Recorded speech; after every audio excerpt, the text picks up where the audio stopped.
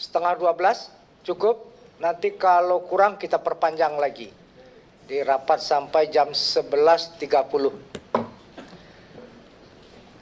Terima kasih.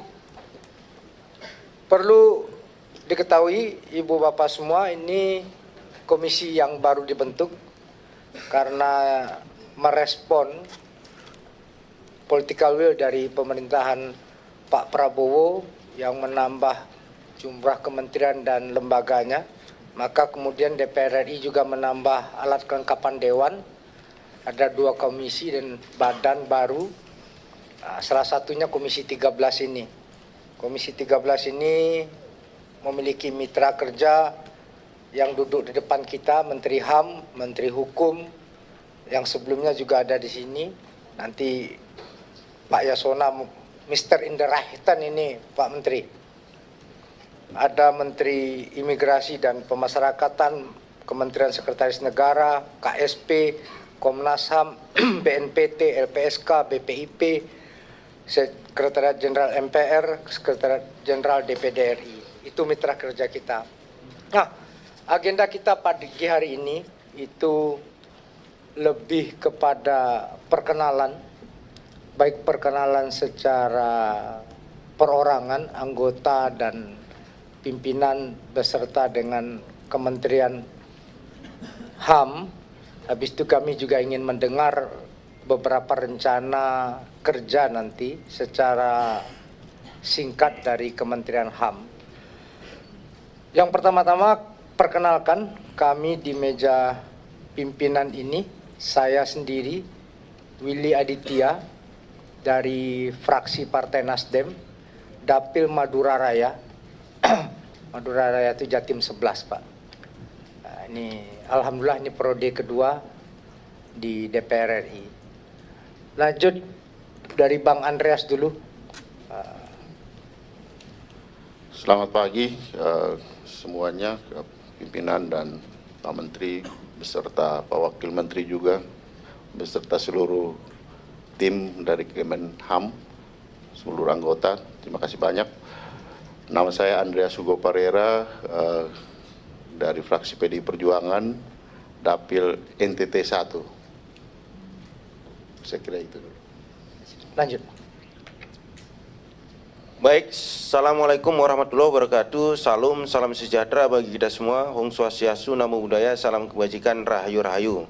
Izin Menteri HAM dan Wamenham beserta jajaran yang berhadir pada pagi ini. Perkenalkan, saya Sugiyat Santoso, Wakil Ketua Komisi 13 dari fraksi Partai Gerindra, asal Dapil Sumut 3, itu 10 kabupaten kota di Provinsi Sumatera Utara. Terima kasih. Bismillahirrahmanirrahim. Assalamualaikum warahmatullahi wabarakatuh. Perkenalkan diri, saya Hajah Dewi Asmara SHMH dari fraksi Partai Golkar, Wakil Ketua dan berasal dari daerah pemilihan Jawa Barat 4. Terima kasih. Terima kasih pimpinan. Assalamualaikum warahmatullahi wabarakatuh.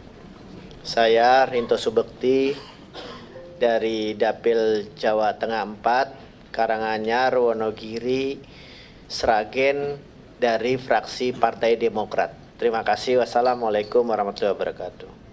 Pak Rinto ini juga sudah 3 periode, Pak. Kita mulai perkenalan dengan anggota karena Mr. Indah Raihten hadir. Nah, kita mulai dari kanan. Nah, biar kemudian nanti kita dengar, walaupun ini seperti Pak Menteri, tapi ini rasa NU, Pak. Silakan, Mr. Indah Raihten. Assalamualaikum warahmatullahi wabarakatuh. Salam sejahtera bagi kita semua. Om Swastiastu, Namo Buddhaya, salam kebajikan. Nama saya Yasona Lauli, fraksi PD Perjuangan dari daerah pemilihan Sumut 1. Jadi kalau Pak Sugiyat Sumut 3, saya dari Sumut 1. Saya kira sementara ini cukup dulu. Terima kasih. Wallahu, enggak disampaikan.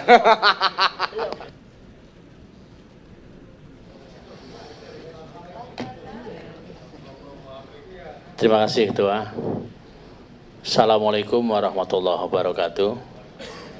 Selamat pagi, salam sejahtera untuk kita semuanya, pimpinan dan segenap anggota yang kami hormati, Pak Menteri dan segenap jajaran yang kami hormati. Perkenalkan, nama saya Hamid Nur Yasin, biasa dipanggil Hamid, dari fraksi PKS, Dapil Jawa Tengah 4, meliputi Wonogiri, Sragen, Karanganyar. Terima kasih. Wassalamualaikum warahmatullahi wabarakatuh. Terima kasih pimpinan dan anggota Komisi 13 yang saya hormati, Menteri Hukum dan Menteri HAM beserta seluruh jajaran yang saya hormati.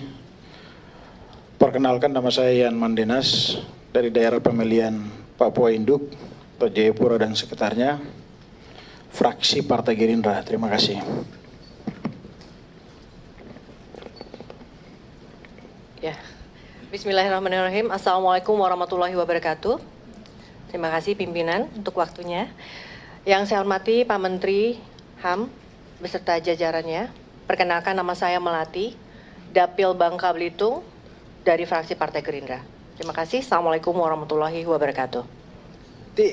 Tapi Melatinya nggak pakai Alibaba ya? Kan biasa putih-putih Melati Alibaba gitu. Terima kasih pimpinan. Yang saya hormati Bapak Menteri beserta jajarannya, mohon izin saya perkenalkan diri. Nama saya Idewa Gede Agung Widi Arsana. Saya dari Dapil Bali, fraksi Partai Gerindra. Assalamualaikum warahmatullahi wabarakatuh. Yang saya hormati pimpinan dan anggota Komisi 13. Perkenalkan Pak Menteri dan seluruh jajaran. Nama saya Anwar Sadat dari fraksi Partai Gerindra, daerah pemilihan Jawa Timur 2, Pasuruan, Probolinggo, Kabupaten Kota. Wallahul muwaffiq ila aqwamit thoriq. Assalamualaikum warahmatullahi wabarakatuh. Ini baru masuk barangnya. Bang. Baik, izin pimpinan. Assalamualaikum warahmatullahi wabarakatuh. Selamat datang Pak Menteri, saya Pak Edison Sitorus dari Dapil Banten 2, Kabupaten Serang, Kota Cilegon. Terima kasih. Assalamualaikum warahmatullahi wabarakatuh.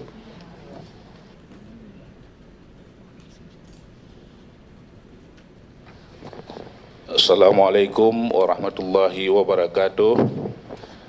Saya Samsul Bahri Tiung dari fraksi Partai Golkar, Dapil Aceh 2. Terima kasih. Assalamualaikum warahmatullahi wabarakatuh.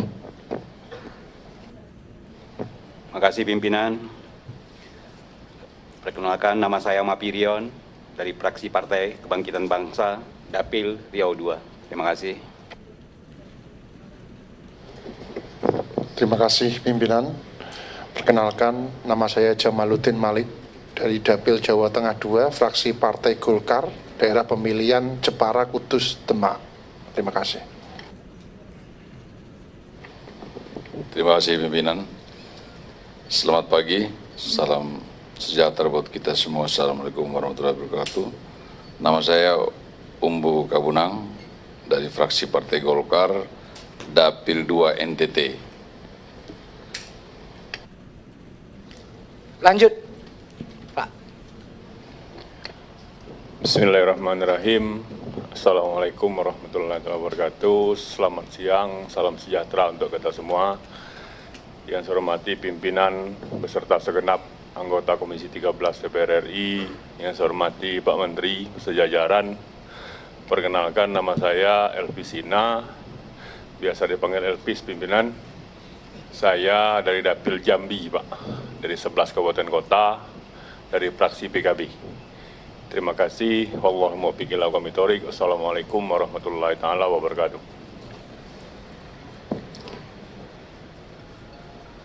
Assalamualaikum warahmatullahi wabarakatuh. Yang kami hormati pimpinan dan seluruh anggota DPR RI, Komisi 13 dan Pak Menteri dan jajarannya. Perkenalkan, saya Mahfud Arifin, fraksi Nasdem, Dapil Kalimantan Selatan 2. Terima kasih.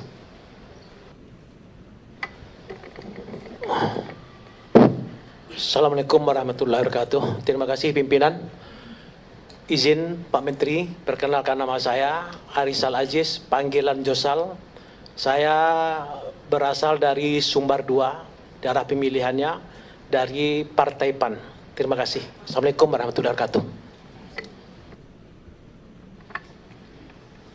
Terima kasih pimpinan. Perkenalkan saya Dr. Raja Faisal Manganju Sitorus dari fraksi Partai Demokrat daerah pemilihan Jawa Tengah 1. Terima kasih. Assalamualaikum warahmatullahi wabarakatuh. Bapak Pimpinan Komisi 13 dan Pak Menteri dan seluruh rombongan. Nama saya M. Sadik Pasadigu dari Sumatera Barat 1 dari Partai Nasdem. Terima kasih. Bismillahirrahmanirrahim. Assalamualaikum warahmatullahi wabarakatuh. Terima kasih pimpinan dan yang saya banggakan teman-teman Komisi 13. Selamat pagi Pak Menteri. Sudah sampai pagi ini saya mengenalkan diri. Nama saya Jameti Rahmatia, SPD SMM, mewakili Dapil Sulsel 1, Makassar, Goa, Takalar, Jeneponto, Bantaeng Selayar. Saya dari Partai Keadilan Sejahtera. Terima kasih. Assalamualaikum warahmatullahi wabarakatuh. Assalamualaikum warahmatullahi wabarakatuh. Salam sejahtera buat kita semuanya. Terima kasih kepada pimpinan dan seluruh anggota Komisi 13. Selamat datang Kakak Menteri dan juga Pak Wamen Hak Asasi Manusia ya. Perkenalkan, nama saya Muhammad Sohibul Iman dari fraksi Partai Keadilan Sejahtera daerah pemilihan Jabar 11 meliputi Kota Tasikmalaya, Kabupaten Tasikmalaya dan Kabupaten Garut. Demikian Kakak Menteri, terima kasih.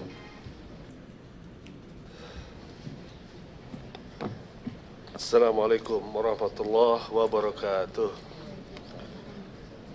Pimpinan dan para anggota Komisi 13 yang saya hormati, Bapak Menteri Hukum dan HAM, Bapak Naterius Pigai, dan Pak Wamen serta jajaran, saya Al-Muzamil Yusuf, Dapil Lampung 1, fraksi PKS. Terima kasih, Pak.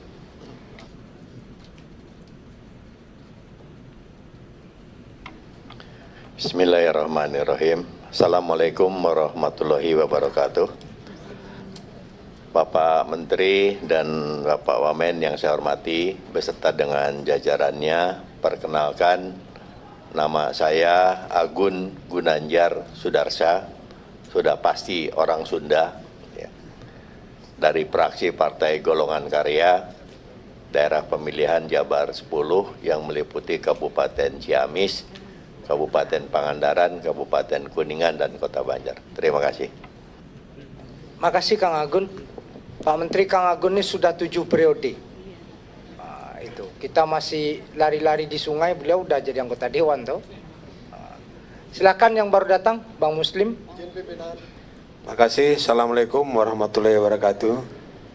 Yang saya hormati pimpinan, Bapak Menteri dan Wakil Menteri beserta jajarannya. Perkenalkan, nama saya Muslim Ayub dari fraksi Nasdem, Dapil 1 Aceh. Mungkin itu saja. Saya sudahi dengan wassalamualaikum warahmatullahi wabarakatuh. Waalaikumsalam. Lanjut, Pak. Terima kasih pimpinan.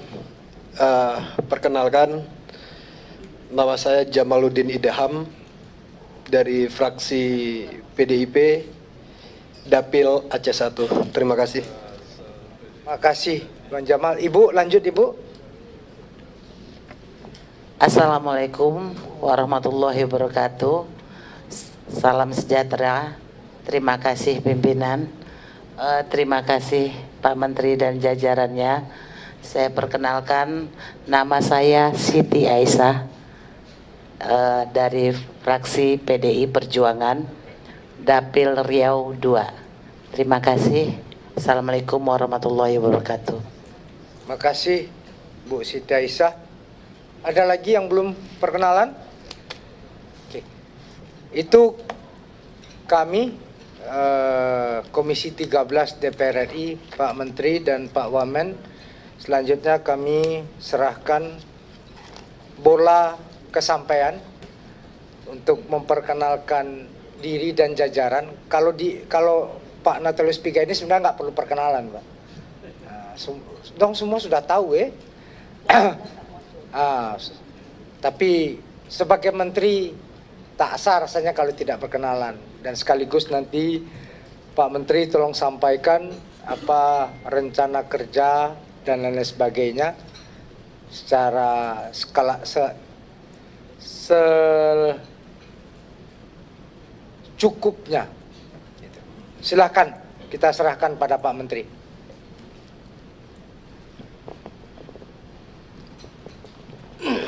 Terima kasih Yang Mulia Bapak Ketua Komisi 13 Pak Willy Aditya, fraksi Partai Nasdem yang saya hormati.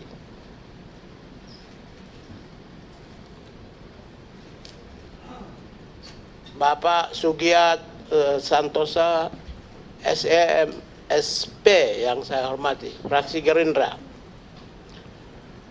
Bapak Andreas Hugo Parera, fraksi PDI Perjuangan NTT 1 yang saya hormati. Ibu Dewi Asmara, fraksi Golkar yang saya hormati, dan Pak Rinto Subekti, fraksi Demokrat yang saya hormati, yang saya muliakan, saya banggakan, dan saya hormati. Saya hormat, betul-betul hormat. Karena saya ini aktivis ya. Sebelum saya sapa Bapak Ibu sekalian, saya ini aktivis HAM. HAM itu di ujung daripada pandangan dan jangkauan DPR RI yang terhormat. Mungkin tidak ada imajinasi HAM di dalam DPR selama saya bergulat sebagai aktivis hak asasi manusia. Dan baru ada imajinasi dalam memori pimpinan anggota DPR yang terhormat. Yang saya hormati para anggota DPR Komisi 13 dari fraksi Golkar, PDI Perjuangan, fraksi Nasdem, fraksi PKS. Saya lebih kenal fraksi PKS ya, karena kita sama-sama selama ini oposisi. Ya. Dan dari fraksi PAN ya, kalau saya tidak sebut mohon izin dan mohon dimaafkan.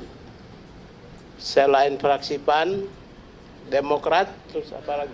Gerindra, fraksi PKB yang saya hormati dan saya muliakan semua. Terima kasih kepada Tuhan Yang Maha Esa, Yang Maha Pencipta langit dan bumi. Kebetulan hari ini bagi agama saya hari penutupan keagungan penghormatan kepada Tuhan. Ya, bulan Maria. Hari ini juga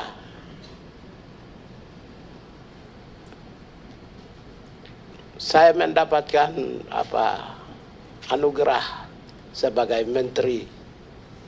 Sesuatu yang tidak mungkin bagi seorang aktivis jalanan. Hari ini juga DPR RI mengangkat citra dan nama hak asasi manusia di seantero Republik Indonesia. Karena selama saya menjadi pimpinan Komisi Hak Asasi Manusia, hanya 3 kali dipanggil di DPR yang mulia ini. Ya. Oleh karena itu ketika ada pernyataan saya disambut langsung oleh pimpinan Bapak Willy Aditya dan Bapak Andreas Hugo Parera sebagai pimpinan saya hormat. Mewakili semua aktivis hak asasi manusia, saya menghormati dengan tulus, dengan hati yang mulia. Terima kasih. Bapak pimpinan dan para anggota yang terhormat, nama saya sudah terkenal seantero Republik. Tapi hari ini saya dikenal karena saya punya vision, saya punya mission, bukan karena saya merusak. Oleh karena itu nama saya Natalius Pigai, Menteri Hak Asasi Manusia. Selanjutnya karena kami Kementerian Hak Asasi Manusia lebih demokratis Pak Pimpinan, dan masing-masing diberi panggung untuk memberikan kebebasan ekspresinya, minimal memperkenalkan diri. Silakan Pak Wakil memperkenalkan diri. Baik, terima kasih Pak Menteri. Assalamualaikum warahmatullahi wabarakatuh. Salam sejahtera bagi kita semua. Om Swastiastu, Namo Buddhaya, salam kebajikan. Yang saya hormati dan saya muliakan Bapak Ketua Komisi 13 DPR RI, Pak Willy Aditya, yang kebetulan juga adalah kawan saya waktu di Jogja dulu. Yang saya hormati juga para pimpinan Komisi 13 dan juga seluruh anggota Komisi 13. Izin memperkenalkan diri, nama saya Mugianto, Bapak Ibu sekalian, yang ditunjuk oleh Bapak Presiden menjadi Wakil Menteri Hak Asasi Manusia. Demikian, wassalamualaikum warahmatullahi wabarakatuh. Silakan masing-masing memperkenalkan, dimulai dari Pak Dirjen, silakan. Mohon izin seizin Pak Menteri, Pak Wamen. Bismillahirrahmanirrahim. Assalamualaikum warahmatullahi wabarakatuh. Selamat pagi, salam sejahtera untuk kita semua. Yang mulia, pimpinan anggota Komisi 13 DPR RI. Memperkenalkan diri, saya Dahana Putra, Direktur Jenderal Hak Asasi Manusia, Kementerian Hak Asasi Manusia. Terima kasih. Mohon izin Pak Menteri, Pak Wamen dan Pak Dirjen HAM, kami memperkenalkan diri, kami Novita Ilmaris, Sekretaris Direktorat Jenderal Hak Asasi Manusia. Terima kasih. Bismillahirrahmanirrahim. Assalamualaikum warahmatullahi wabarakatuh. Selamat pagi, salam sejahtera, Om Swastiastu, Namo Buddhaya, salam kebajikan, Rahayu, Rahayu. Mohon izin Pak Menteri, Pak Wamen, Pak Dirjen Buses, saya memperkenalkan diri, nama saya Farid Junaidi, Direktur Instrumen HAM, Kementerian HAM. Terima kasih.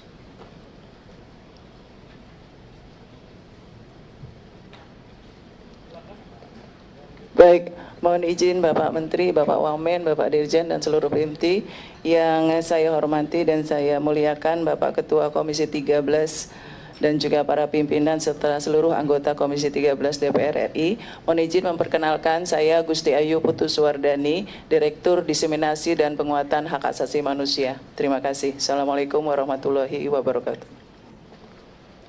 Terima kasih. Mohon izin Pak Menteri, Pak Wamen, Pak Dirjen dan teman-teman PIMTI. Yang terhormat, yang mulia Bapak Pimpinan dan Ketua Anggota Komisi DPR RI 13, izin memperkenalkan diri, saya Dr. Harniati SH LLM, Direktur Kerjasama Hak Asasi Manusia. Demikian, terima kasih.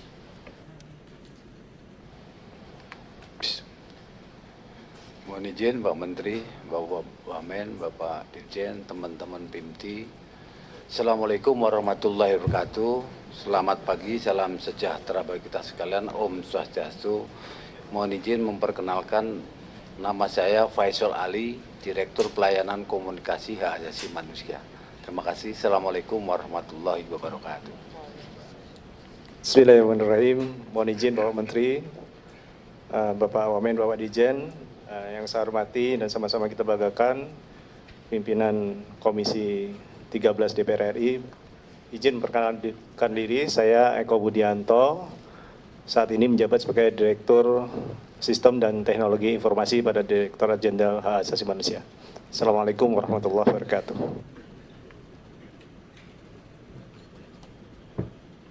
Baik, terima kasih. Itulah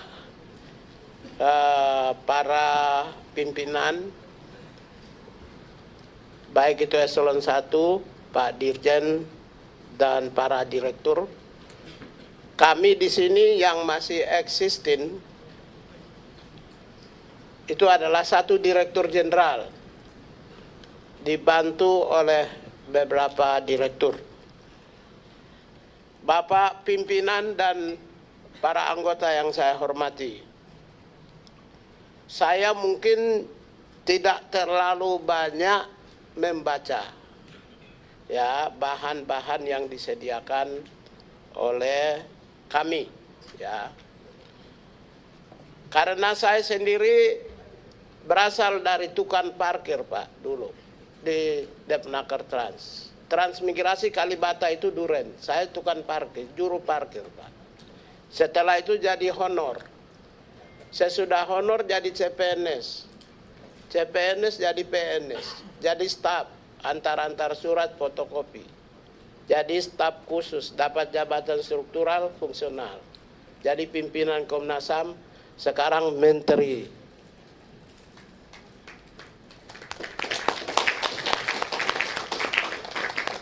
Oleh karena itu penataan organisasi, kelembagaan, saya sudah pasti punya pengalaman. Waktu dari transmigrasi gabungan dengan kependudukan. Transmigrasi gabung dengan Depnaker. Naker Trans. Pembentukan BNP 2 TKI. BNSP malah saya staf juru ketiknya Pak Mujiman, Kepala BNP. Oleh karena itu, penataan organisasi sudah merupakan bagian dari pekerjaan pribadi saya. Bapak pimpinan dan para anggota yang saya muliakan, saya banggakan dan saya hormati. Seperti yang Bapak-bapak ketahui, bahwa Bapak Presiden Republik Indonesia Prabowo Subianto melantik, memberi amanah kepada kami atas nama negara sebagai menteri pada tanggal 21 Oktober. Selain saya juga diberikan amanah kepada Bapak Pak Mugianto sebagai Wakil Menteri Hak Asasi Manusia. Mungkin Bapak-bapak pimpinan yang saya muliakan, kami dua bukan siapa-siapa. Saya aktivis hak asasi manusia jalanan, Pak. Ya. Kemudian kerja di LSM NGO. Lalu masuk pimpinan Komnas HAM, sekarang Komnas HAM. Demikian pula Saudara Wakil Menteri, juga aktivis di lapangan, Pak.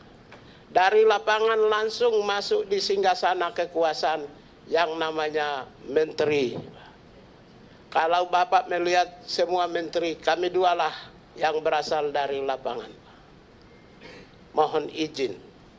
Oleh karena itu, kalau persoalan hak asasi manusia, sudah pasti kami memahami, kami memiliki kompetensi, skills, knowledge, dan juga attitude. Pertanggungjawaban attitude sebagai pimpinan telah kami tunjukkan dengan berjuta-juta serangan. Tidak pernah ditemukan dari sisi aspek-aspek moral dan mental. Karena semua kami terkontrol di dalam perjuangan kami. Jadi tidak akan pernah ditemukan kekurangan-kekurangan yang sifatnya mental dan moral.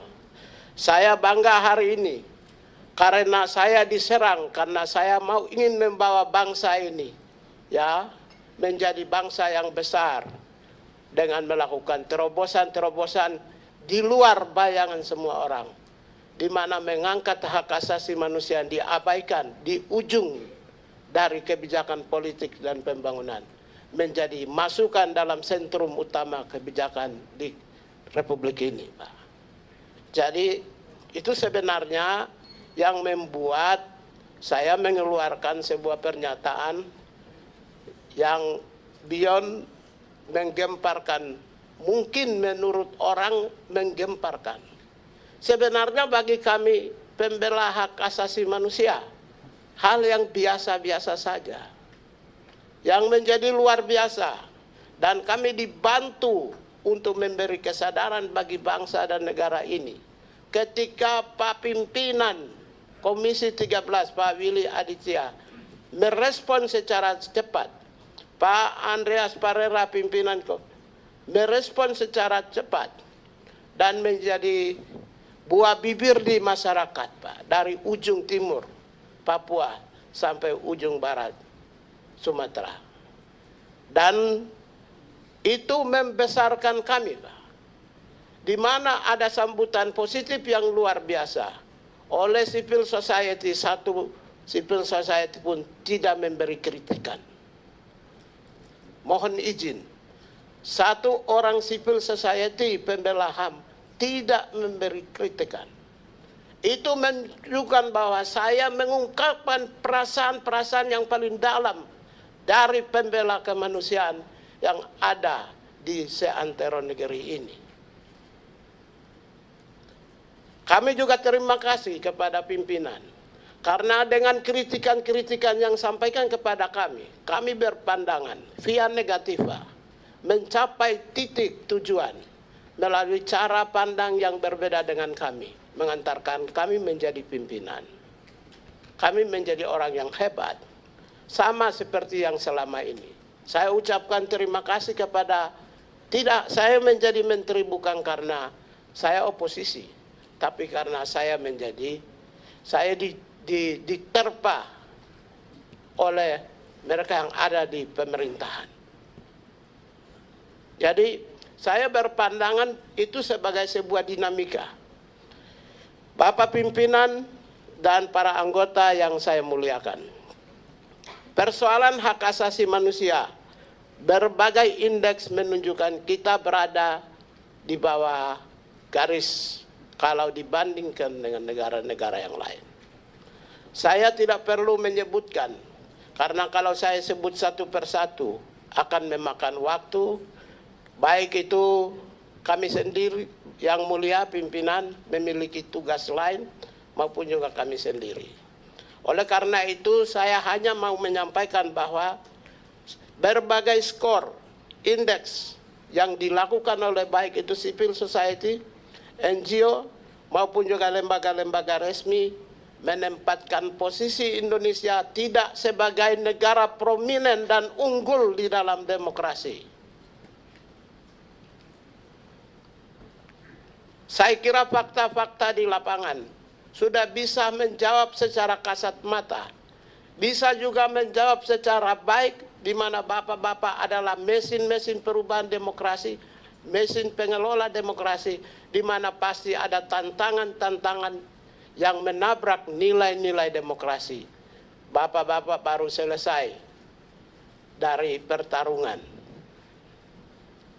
sudah pasti menyaksikan apakah demokrasi di negara kita ini berjalan dengan baik atau tidak. Ada yang benar, ada yang tidak benar. Oleh karena itulah sebenarnya demokrasi di bangsa kita ini harus kita bangun dengan visi yang besar.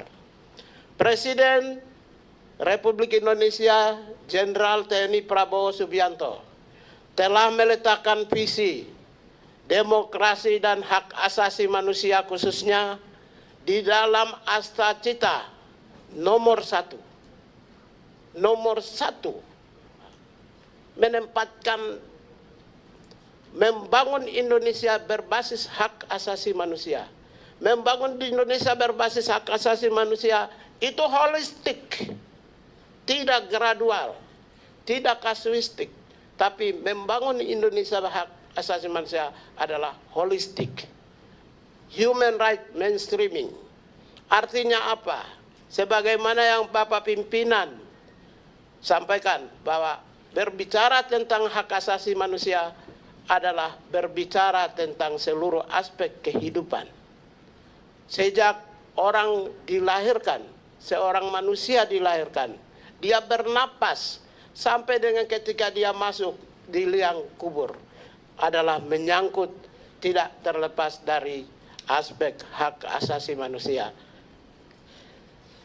Oleh karena itu saya tidak perlu menjelaskan tentang posisi Indonesia seperti apa dari sisi berbagai penilaian-penilaian yang ada.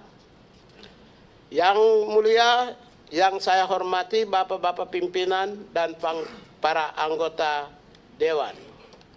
Saya hanya ingin menyampaikan untuk membangun hak asasi manusia, terutama dari sebagai Kementerian HAM, adalah Kementerian Pembangunan Hak Asasi Manusia. Itu yang perlu harus tahu. Berbeda dengan Komisi Hak Asasi Manusia. Komisi Hak Asasi Manusia berdiri di atas landasan konstitusi internasional dan amanat Paris, prinsip Paris, yang mewajibkan semua negara harus membentuk hak asasi manusia agar memastikan kebijakan-kebijakan pemerintah berjalan secara baik dan benar sesuai koridor HAM. Jadi Komisi Hak Asasi Manusia mengawasi pembangunan HAM. Saya sebagai pimpinan dan kementerian melaksanakan pembangunan HAM. Melaksanakan pembangunan HAM itu apa? Pembangunan fisik dan non-fisik. Pembangunan fisik dan non-fisik. Kami adalah pembangunan, maka kami mendorong akselerasi seluruh kebijakan mulai dari program sampai dengan pelaksanaan. Kami harus ikut turut serta agar kebijakan-kebijakan pemerintah secara keseluruhan tidak menabrak atau berjalan di atas koridor hak asasi manusia. Salah satu contoh-contoh yang ingin saya sampaikan. Kami menerima pengaduan kasus, tidak mungkin kementerian akan melakukan proses karena kami tidak akan bisa mendatangi peradilan. Kami memahami posisi kami adalah lembaga eksekutif. Kita berlandaskan pada trias politika, maka kami tidak akan bisa mempengaruhi proses peradilan yudikatif. Kemudian ketika ditanya, itu Komisi Hak Asasi Manusia bisa. Dia adalah lembaga kuasi judisial. Lembaga kuasi judisial yang bisa memberi pertimbangan-pertimbangan di peradilan.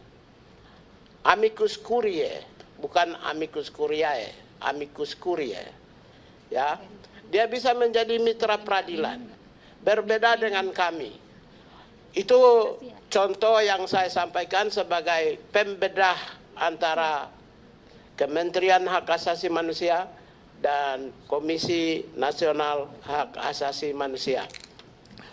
Kami juga selain melakukan pembangunan hak asasi manusia, maka kami juga ikut mendorong agar seluruh kebijakan, baik itu pendidikan, kesehatan, ekonomi, sandan, pangan, papan, bisa berjalan secara baik dan benar. Kami bukan pengawas, tapi kami adalah bagian yang ikut serta agar memberi masukan-masukan kepada seluruh sektor agar seluruh pembangunan berbasis pada nilai-nilai HAM. Adapun 3 tugas sesuai dengan Perserikatan Bangsa. Di preambul pertama itu menegaskan ada tugas utama pemerintah. Yang pertama adalah pemerintah wajib menghormati hak asasi warga negara. Right to respect to respect ya on human right. Jadi pemerintah itu diwajibkan untuk menghormati hak asasi manusia. Siapa pemerintah? Yaitu kementerian. Siapa pemerintah? Yaitu kementerian dan lembaga dan pemerintah daerah. Diwajibkan obligation to respect. Jadi kami ini diberi kewajiban, Pak.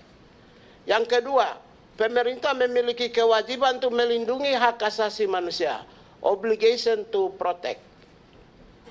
Jadi yang memastikan adanya perlindungan HAM bagi semua warga negara Indonesia adalah kami. Yang ketiga adalah pemerintah memiliki kewajiban untuk memenuhi kebutuhan hak asasi manusia.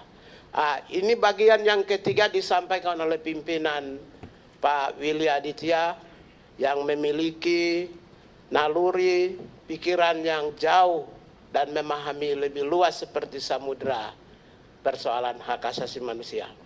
Pemenuhan kebutuhan HAM adalah merupakan kewajiban pemerintah. Sandan, pangan, papan, pendidikan, kesehatan, ekonomi, baik itu pekerjaan-pekerjaan rutin pemerintah maupun juga pekerjaan-pekerjaan prioritas pemerintah. Oleh karena itulah, maka ketika orang bertanya, busung lapar, siapa yang bertanggung jawab? Pemerintah. Ketika orang tanya ada buta huruf, siapa yang bertanggung jawab? Pemerintah. Tidak pernah kalau ada busung lapar, mereka bertanya orang tuanya yang bertanggung jawab. Nggak ada pemerintah yang harus bertanggung jawab. Oleh karena itulah, sebagai kementerian kami, sebagai bagian dari eksekutif pembantu presiden, sebagai kepala pemerintahan, maka kami akan memastikan agar seluruh kebijakan yang untuk kemaslahatan bangsa dan negara harus sampai kepada rakyat. Program-program unggulan yang dicanangkan oleh Presiden kita untuk 5 tahun ke depan. Kementerian Hak Asasi Manusia tentu akan berada di garis besar, garis depan, frontliner, agar supaya seluruh kebijakan sampai kepada ujung orang-orang yang membutuhkan, orang-orang yang layak mendapatkan, orang-orang yang berada di, sekalipun berada di ujung-ujung pembangunan atau ujung daripada pemerintahan. Saya itulah agak sedikit pengantar dan saya ingin sampaikan laporan singkat Bapak, Pak Pimpinan yang saya muliakan dan para anggota. Kami sebagaimana saya sampaikan, saya dari staf juru parkir sampai menjadi menteri. Maka ketika saya sebagai menteri dilantik, hari itu juga saya pimpin rapat, Pak. Rapatnya bukan rapat mendengarkan masukan staf, Pak. Tapi saya menyusun organisasi langsung. Jadi tidak seperti biasa.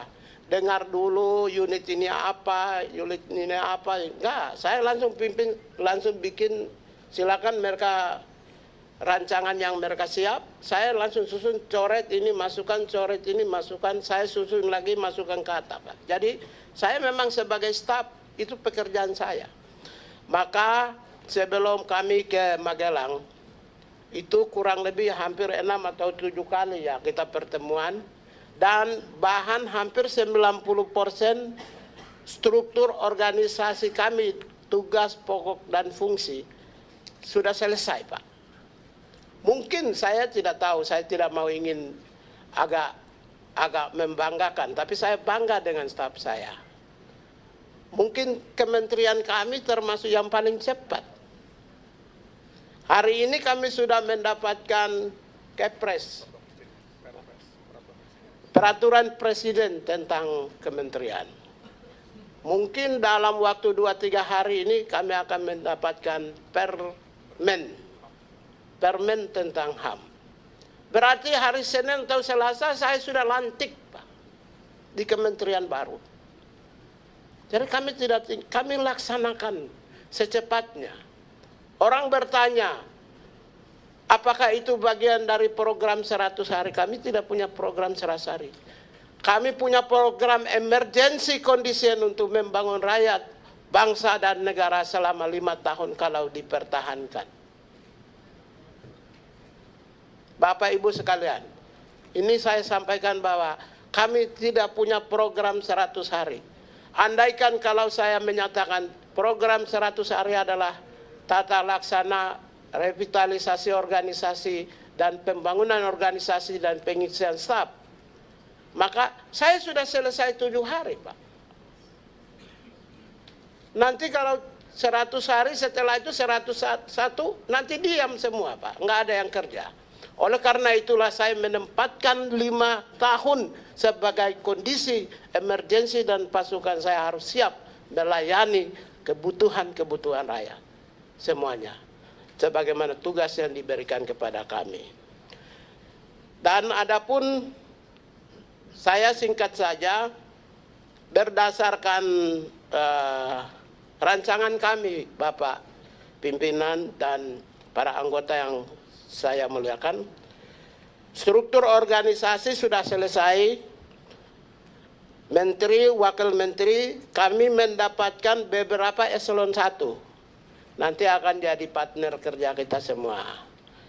Yaitu ada Inspektur Jenderal, eselon 1 kami dapat, Sekretaris Jenderal, kami dapat 2 Direktur Jenderal, yaitu Dirjen Instrumen dan Penguatan HAM, Dirjen Pelayanan dan Kepatuhan HAM.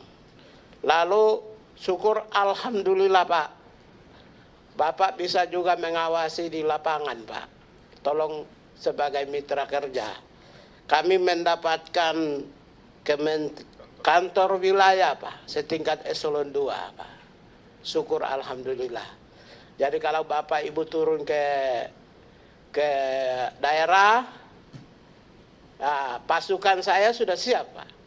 Maksudnya siap melayani sebagai mitra.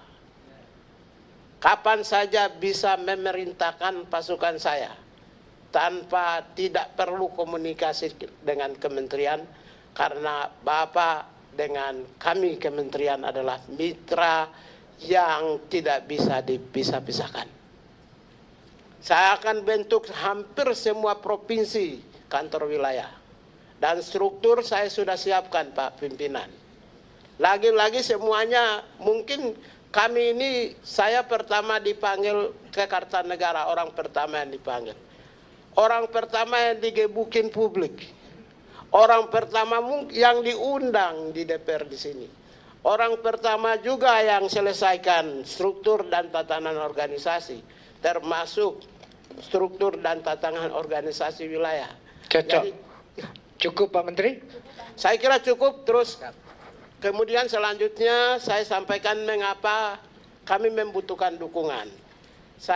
Setelah saya hitung kekuatan personil saya, yang ada sekarang 100 berapa?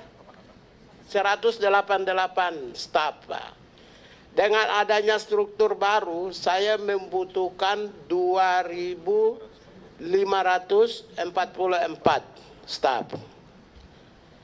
2.544 staf. Dari 2.544 staf ini, hanya dari dukungan gajinya berapa kita? Hah? Yang 188 ini untuk belanja pegawai 14 miliar Pak. Kalau saya punya staf 2.544, maka hanya untuk gaji dan tunjangan itu membutuhkan lebih dari 1 triliun. Konsekuensi daripada penambahan struktur dan organisasi dengan pegawai, maka hanya gaji dan tunjangan membutuhkan lebih dari 1,2 triliun. Itu untuk gaji dan tunjangan staf. Belum untuk program atau biaya pembangunan.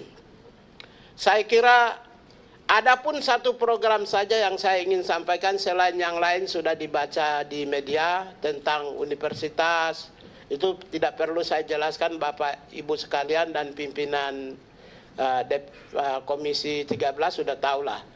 Satu program aja yang saya ingin sampaikan. Saya mau membumikan hak asasi manusia di seantero Nusantara. Saya mau membumikan. Karena program HAM itu adalah program yang menyentuh individu langsung. Berarti program yang menyentuh 280 juta orang. Merubah mindset. Karena itulah saya targetkan 83.000 kelompok. Dan saya sudah bentuk tim saya di lapangan 1.007 tim yang siap bekerja. Dan nanti di dalam perjalanan kita akan mengorganize pasukan-pasukan kami, dan nanti lebih mudah karena kita bentuk kantor wilayah. Dari 83.000 kelompok yang basisnya itu di perdesaan yang kita siapkan, satu kelompok atau satu wilayah saja kita kasih 100 juta, maka 8 triliun 300, Pak. Itu untuk sosialisasi di masyarakat lokal dan basis bawah. 8 triliun 300. Untuk mencapai 20 triliun, saya punya lebih dari 200 program yang tidak perlu saya sebut. Baru satu program saja sudah 8 triliun 300. Andaikan dengan gaji dan tunjangan yang tadi saya sebut 1,3 triliun, maka sudah 9,5 triliun. Belum lagi program-program yang lebih dari 100-200 program yang saya siapkan. Kalau Bapak pimpinan berkenan, saya bisa bikin lebih dari 1.000 program. Terima kasih. Terima kasih dan terima kasih. Cukup, ya. Pak Menteri, kita berikan aplaus dulu.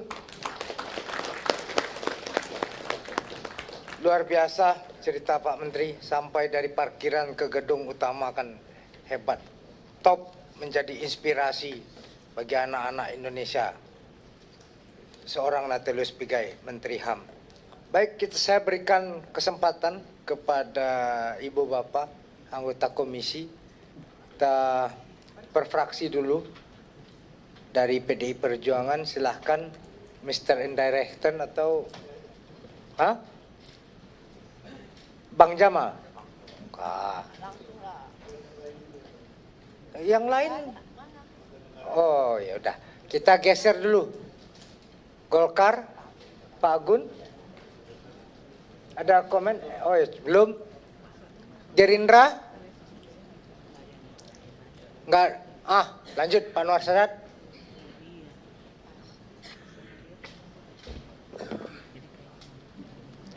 Terima kasih yang saya hormati para pimpinan Komisi 13, Pak Menteri dan Pak Wamen, Mas Mugi yang saya hormati. Saya kira kita tahu bahwa Pak Menteri ini orang yang cerdas, melempar suatu isu sehingga menjadi point of interest. Semua mata tertuju ke Kementerian HAM.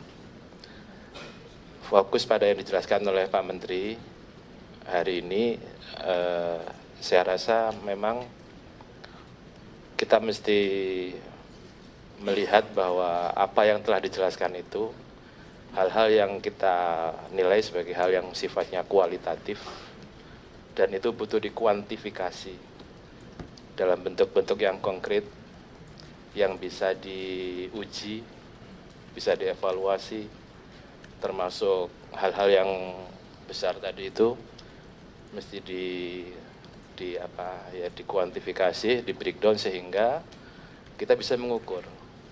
Karena itu sepintas saja dengan penjelasan Pak Menteri, satu item saja butuh 1 triliun, 8,3 triliun. Maka bukan nggak mengherankan kalau butuh 20 triliun, mungkin masih kurang ya. Oleh karena itu kita harapkan mungkin ini perkenalan yang luar biasa menurut saya dari seorang menteri dan jajarannya, tapi yang lebih ke arah kedepannya kita ingin supaya ada hal yang sifatnya kuantitatif, bisa kita ukur, kita nilai, kita evaluasi. Saya kira mungkin itu Pak Menteri dan seluruh jajaran. Terima kasih pimpinan. Pak Yan mau nambahin? Ya, kalau Gerindra nanti... Terima kasih pimpinan, saya hormati Pak Menteri sudah menjabarkan banyak sekali ya. Tapi kembali lagi, kalau di luar nih abang saya Natalis, tapi karena di dalam jadi mitra kerja.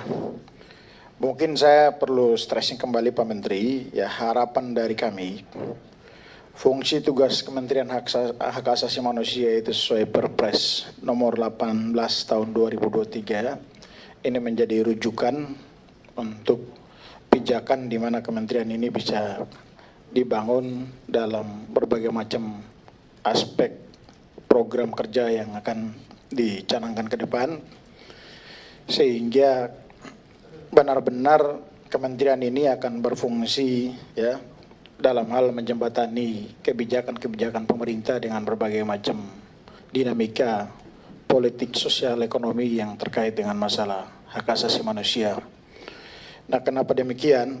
Karena saya pikir maksud dan tujuan serta semangat pemerintah yang dipimpin Pak Prabowo membentuk Kementerian Hukum HAM yang tadinya secara spesifik menjadi Hukum, HAM, dan Pemasyarakatan serta Imigrasi ini dengan maksud tujuan bahwa berbagai macam dinamika persoalan-persoalan spesifik yang menyangkut kementerian ini bisa dibedah secara tuntas.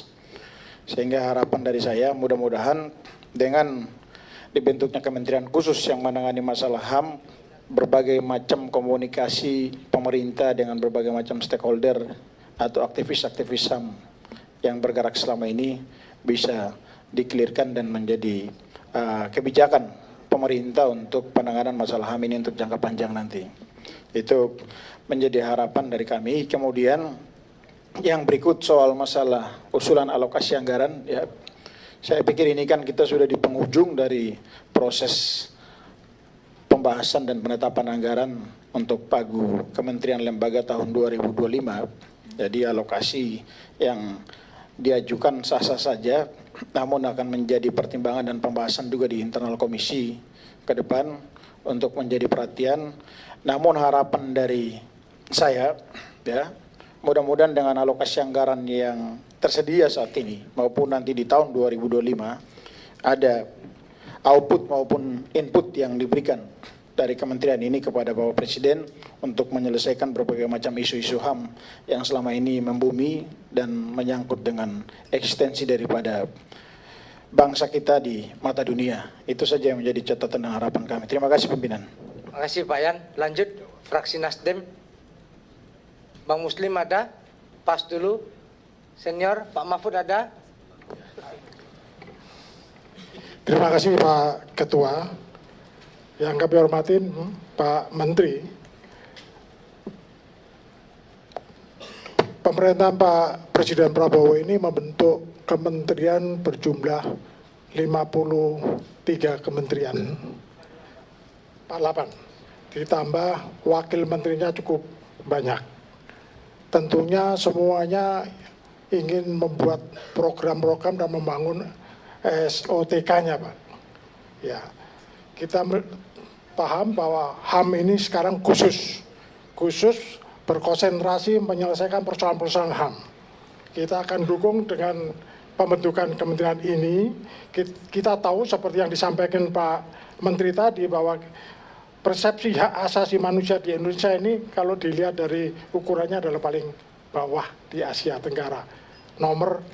Skornya 28. Dibandingkan dengan Timur Leste saja itu skornya 52. Kita akan dukung dengan anggaran-anggaran yang diajukan tadi, tetapi kementerian ini sangat banyak membangun struktur organisasi baru, tempat baru. Kalau sampai Pak Menteri ini sudah berpikir panjang membangun kantor di setiap provinsi dengan target 23 setiap provinsi ada. Jadi tolong diprioritaskan, tidak semuanya harus dipenuhi dalam waktu jangka pendek ini dengan ajuan yang viral di Pak Menteri ini adalah 20 triliun yang viral ini Pak. Jadi harus berjenjang dan bertahap, tentunya tidak lepas daripada peranan di Komisi 13 ini, mitra kerjanya untuk nantinya juga berkomunikasi dengan Menteri Keuangan. Anggaran kita ini juga pada saat situasi sekarang ini, ekonomi kita ini tidak baik-baik saja, sedang tidak baik-baik saja. Saya rasa ini Pak, untuk dipertimbangkan Pak Menteri, pertahapannya yang pimpinan boleh ditambahkan. Tadi disuruh duluan enggak mau. Inilah kadang-kadang besok, ini terakhir, silakan. Kalau aku suruh dulu, abang duluan. Kan abang pejuang HAM. Iya, terima kasih pimpinan yang saya muliakan, yang saya hormati. Pimpinan beserta para anggota sekalian, Bapak Kementerian Hukum dan Hak Asasi Manusia beserta jajarannya. Saya ada menyampaikan beberapa hal menyangkut dengan Kementerian HAM kita ini. Yang pertama, dulu masa Pak Jokowi menjabat, dia sudah membentuk tim ad hoc untuk menyelesaikan pelanggaran berat HAM selama 10 tahun kepemimpinannya. Salah satunya, beliau membentuk tim penyelesaian non-yudisial pelanggaran HAM berat masa lalu atau PPHAM yang diketuai oleh Menteri Koordinator Politik Keamanan Pak Mahfud. Memang pemerintah memiliki kewajiban untuk melakukan ini berdasarkan Undang-Undang Nomor 26 Tahun 2000 tentang Pengadilan HAM. Namun instrumen ini belum dipergunakan dengan baik, malah membuat kebijakan yang ada di luar itu.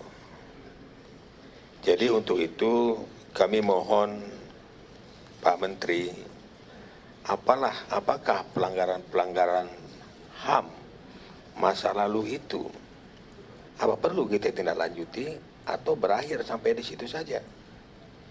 Saya rasa Bapak tahu bagaimana pelanggaran-pelanggaran HAM berat di masa lalu, terkhusus di dapil kami. Ini di sebelah kanan saya ini termasuk orang yang melanggar HAM berat dulu di sini. Tapi dia udah kembali ke Ibu Pertiwi. Dan sekarang pembela HAM. Jadi ini mohon, tidak perlu saya sampaikan kasus-kasus pelanggaran HAM berat di Aceh. Dulu pada masa Pak Lasona Lauli, Pak Lasona sudah berapa kali ke sana menindaklanjuti persoalan ini. Jadi kami rakyat Aceh menuntut itu, Pak Menteri, supaya Pak Menteri juga tahu sangat berat dan sangat-sangat berat Papua dan Aceh. Saya rasa Pak Menteri juga tahu dari Papua, kami juga dari Aceh. Apakah itu bisa kita selesaikan? Kalaupun memang tidak bisa kita selesaikan, pendapat saya memang kita harus saling memaafkan. Kan itu aja. Nggak berat-berat sekali menyelesaikan ini, tapi belum ada statement pemerintah untuk mengatakan itu. Kami yakin Pak Menteri bisa melakukan ini. Dari tampilan gaya, dari bentuknya, dari wajahnya, dari cara performanya, saya yakin dengan kepemimpinan Bapak, pelanggaran-pelanggaran HAM di masa lalu dan yang masa akan datang akan drastis. Karena saya tahu juga jejak rekam Pak Menteri yang sangat peduli dengan pegiat-pegiat HAM di masa lalu dan masa sekarang. Tolong mohon jawaban Pak Menteri, karena ini kami tunggu-tunggu sudah berapa tahun. Yang meninggal keluarganya juga banyak. Apakah ini termasuk pelanggaran HAM? Jangan kita konotasikan pelanggaran HAM itu terhadap masyarakat saja, tapi korban-korban dari TNI, Polri itu banyak korban-korbannya.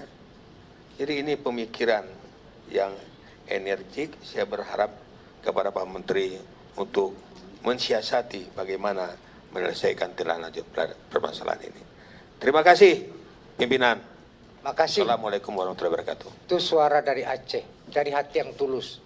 Aceh, Papua itu kalau nggak ada Indonesia tuh. Nah. Lanjut, PKB ada? Terima kasih pimpinan.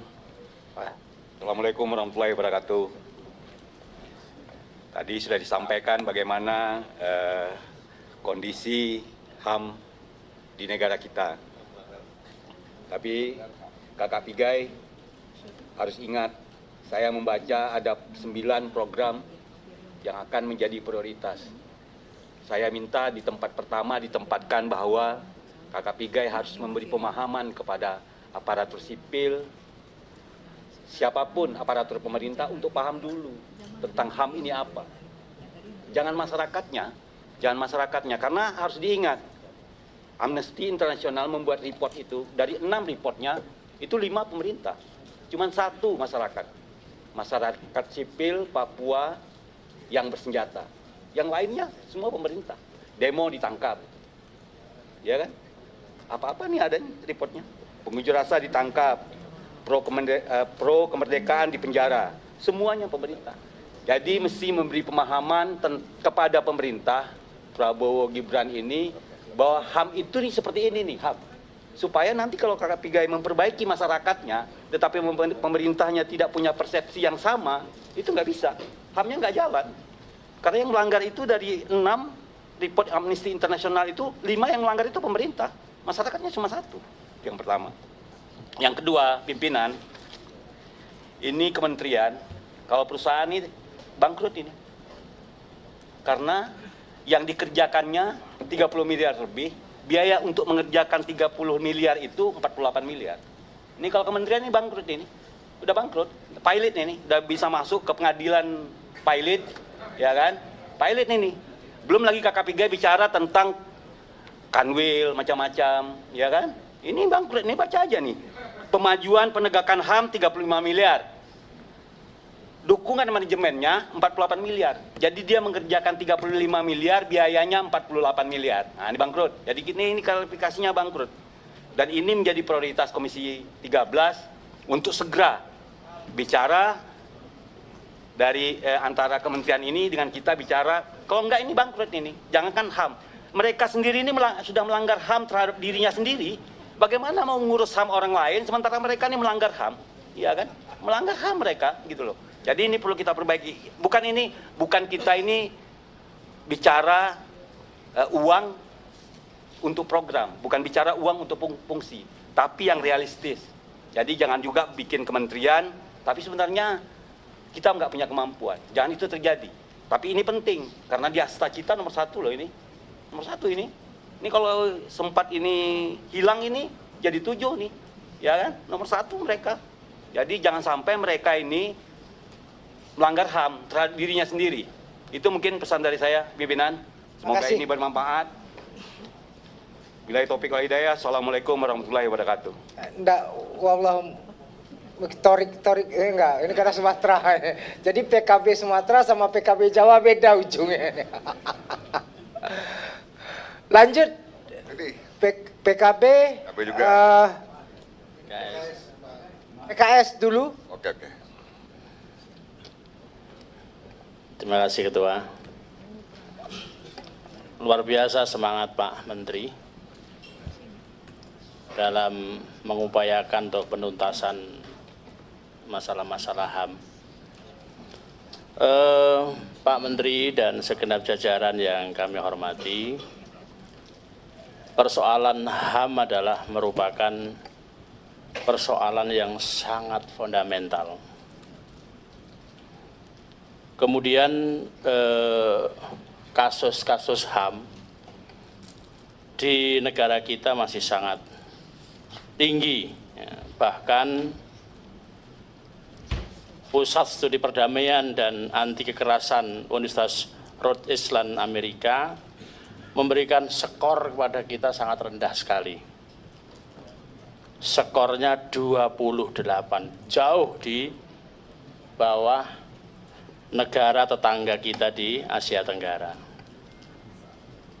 Maka ini tentu harus kita jadikan sebagai kesadaran bersama, terutama Pak Menteri dan segenap jajarannya, untuk menyelesaikan kasus-kasus HAM dan sekaligus mengantisipasi biar tidak terjadi lagi ke depannya, sehingga skor kita bisa naik. Syukur-syukur bisa di atas Singapura 82 skornya. Ini tentu menjadi tekad kita bersama dan upaya kita untuk memberikan penyadaran kepada seluruh elemen bangsa termasuk masyarakat kita. Kemudian yang kedua, Pak Menteri dan segenap jajarannya yang tadi juga sudah disinggung oleh Pak Menteri tentang hebohnya anggaran 20 triliun yang diajukan Pak Menteri. Tentu kita semuanya bisa berharap agar seluruh program-program yang akan kita laksanakan itu bisa tercukupi anggarannya.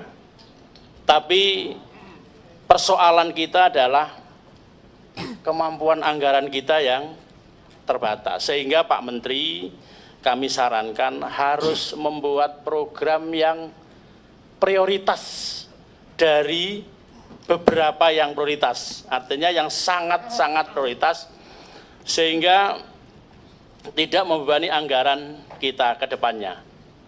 Karena Pak Prabowo dalam pidatonya tanggal 20 Oktober kemarin, beliau menekankan banyak hal terkait dengan pengentasan kemiskinan, terkait dengan pemberantasan korupsi, terkait dengan penyediaan lapangan pekerjaan bagi pengangguran, yang itu juga merupakan hal-hal yang sangat prioritas. Oleh karena itu Pak Menteri, sekali lagi, boleh mengajukan anggaran tapi harus betul-betul prioritas dan terukur dengan baik untuk menyelesaikan persoalan HAM yang ada di tengah-tengah kita. Terima kasih Ketua. Assalamualaikum warahmatullahi wabarakatuh. Waalaikumsalam. Lanjut ke Demokrat. PAN dulu atau Demokrat dulu? Lanjut PAN dulu. Izin pimpinan, sesuai nomor urut perolehan suara, PAN dulu begitu. Masuk barangnya. Makasih Pak Menteri. Assalamualaikum warahmatullahi wabarakatuh. Ini saya lihat tadi pemaparan dari Pak Menteri yang telah dipaparkan tanpa teks. Saya pikir apalagi Presiden kita ini kan backgroundnya militer. Mungkin ke depan ini kita harus lebih HAM-nya memang harus diperbanyak. Sipil aja presidennya sudah begitu ya, orang kebablasan ngomong, seenaknya ngomong. Nah, ini saya khawatirnya justru ke depan ini pelanggaran HAM ini sedikit akan lebih banyak. Nanti ujung-ujungnya dibilang orang ngomong bebas, dibilang teroris lagi. Nah, ini memang tadi anggaran memang 20 triliun sih nggak besar untuk negara Republik Indonesia. Yang penting ada sekolah prioritas dan breakdown kemana harus apa dulu yang dibangun tadi, pembangunan sarana fisik dan mental yang memang harus dibuat Pak Menteri. Saya pikir kita sangat setuju. Dan memang kalau kita lihat ke belakang, kita nggak ada selesainya masalah pelanggaran HAM. Kita, tadi rekan saya sebelah juga masalah pelanggaran ke belakang ini, kita nggak akan maju negara kalau kita kembali ke belakang lagi untuk pelanggaran HAM ini. Dan memang ke depan yang kita lihat bahwa negara kita ini melindungi hak asasi, tapi hak asasi yang Pancasila tentunya. Mungkin itu dari fraksi PAN, Pak Ketua. Terima kasih. Assalamualaikum warahmatullahi wabarakatuh. Terima kasih Bang Storus. Lanjut Demokrat, Mas Rinto. Ketua. Pak Menteri, Pak Natalius Pigai yang saya hormati, Pak Wamen, kami Komisi 13 bermitra dengan Menteri Hak Asasi Manusia. Pikiran dan keinginan dan hasrat Pak Menteri dan jajarannya terkait anggaran tentunya kami sebagai mitra pasti akan mendukung. Tetapi haruslah jelas dan terukur. Karena apa? Tadi Pak Menteri sudah menyampaikan tentang integritas Pak Menteri dari bawah sampai dengan menjadi Menteri Hak Asasi Manusia.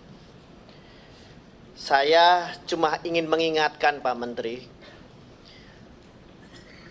tentang bagaimana penganggaran yang menjadi harapan Pak Menteri 20 triliun itu apabila nanti benar-benar diberikan oleh Presiden dan Menteri Keuangan atau hanya diberikan sesuai dengan yang ada sekarang, tentunya harus didasari oleh undang-undang yang sudah ada dalam hal ini Undang-Undang Nomor 39 yang ingin sekali hak asasi manusia untuk merevisinya.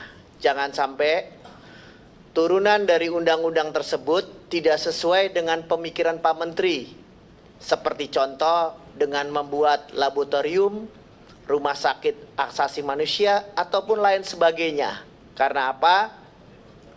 Saya ingin benar-benar tupoksi Menteri Hak Asasi Manusia sesuai dengan aturan dan undang-undangan yang berlaku.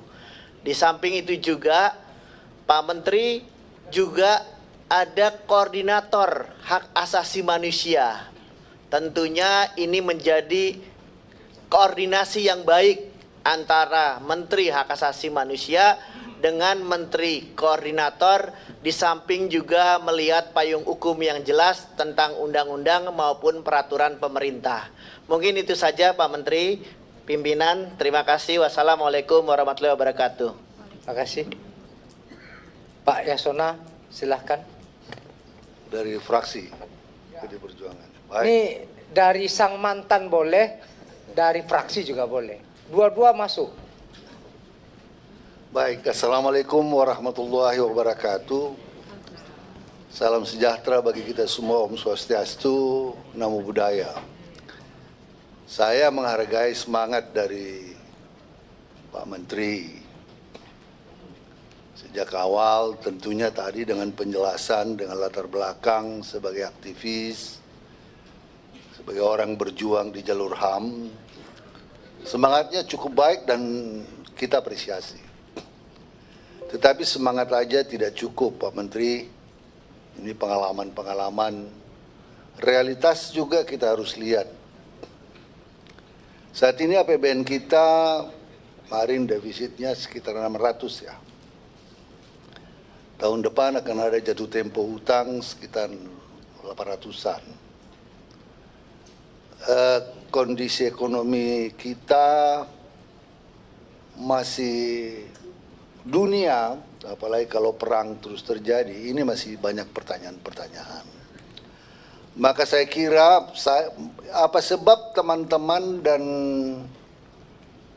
banyak masyarakat kaget dan lompatan angka itu sangat besar. Ideal mungkin saja ideal, tetapi realitas harus juga kita lihat.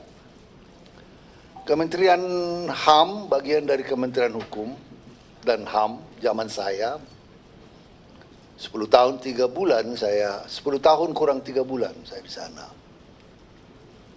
Sekarang tahun 2024 anggarannya itu semua 18,3 triliun. Yang paling besar Direktorat Jenderal Pemasyarakatan dengan hampir 35.000 pegawai existing. Itu Kang Agun tahu lah. Di Jenpas dengan segala kompleksitasnya itu hanya sekitar 5 triliun. Kalau saya tidak silap 5 lebih. Imigrasi dan lain-lain. Maka barangkali apa yang disampaikan teman-teman barangkali perlu fokus, perlu lebih tajam membuat uraian-uraian di dalam program. Jangan nanti semangat Pak Menteri realitasnya jauh dari harapan dalam pembahasan-pembahasan anggaran. Pertarungan-pertarungan anggaran di kementerian, lintas kementerian dengan Kementerian Keuangan dan lain-lain bisa membuat Pak Menteri bisa patah arang. Harus realistis. Nah, itu yang pertama. Yang kedua yang ingin saya tanyakan, tadi Pak Menteri mengatakan bahwa skor penegakan HAM, pemajuan HAM di Indonesia ini 28. Masih tinggi Vietnam, masih tinggi Laos. Ini kan memang Vietnam kita tahu baru belakangan ini negara komunis, tapi ekonominya saya baru berkunjung ke sana, sangat baik sekali. Menurut Pak Menteri, apa yang menyebabkan ini? Apa yang menyebabkan kita tidak bergerak dalam skornya ini? Itu yang pertama. Sehingga nanti bedahnya kasusnya itu bisa kita lihat untuk langkah-langkah ke depannya. Yang kedua, kami, ini ada Pak Dirjen HAM, Dahana, melalui keputusan Presiden nomor 17 tahun 2022, dibentuk tim penyelesaian pelanggaran HAM non-yudisial. Tadi Pak Ayub ya, Pak Ayub menyampaikan kita kick off program itu 13 peristiwa HAM berat. Nah, ini nanti barangkali jangan sampai berbeda pendapat dengan Pak Menko Hukum, Pak Yusril, karena ada statement beliau juga kemarin. Antara Bapak dengan beliau harus duduk bersama dulu supaya ada kesepakatan, jangan nanti tidak harmoni. Karena ini adalah keputusan pemerintahan yang lalu. Kami dan Pak Menko Polhukam yang sebelumnya untuk pelanggaran ini sudah membuat kerjasama. Ada Presiden mengumpulkan seluruh kementerian lembaga. Jadi pendekatan non-yudisial yang dimaksud tadi dikatakan oleh Pak Ayub, bagaimana masyarakat korban HAM itu mendapat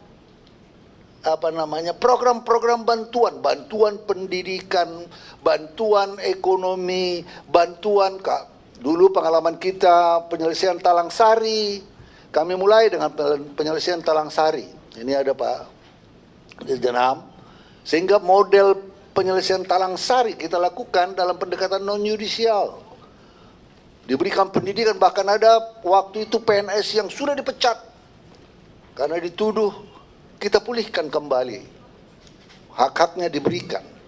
Nah, pendekatan-pendekatan apa yang akan dilakukan oleh Saudara Menteri dan timnya tentang penyelesaian non-yudisial pelanggaran HAM, 13 pelanggaran HAM tersebut. Anggarannya tidak perlu hanya dari Kementerian Hukum dan HAM. BUMN dilibatkan, Kementerian Pendidikan untuk beasiswa kepada keluarga korban, perumahan, Menteri Perumahan, soal pembantuan perumahan. Jadi tidak, bagaimana koordinasi sinergitas antar lembaga dan antar kementerian lembaga bisa digunakan sehingga anggaran yang diharapkan 20 triliun ya mungkin melalui pendekatan-pendekatan lintas sektoral bisa dilakukan. Itu yang kedua. Sebentar Pak Esona, saya perpanjang dulu. Ya. Tapi ini bukan injury time Pak, nggak ada gol di perpanjang ini. Saya perpanjang sampai jam 12.00 ya, setuju ya? Kedua, nah ini struktur. Jadi dari Kementerian Hukum dan HAM itu sekarang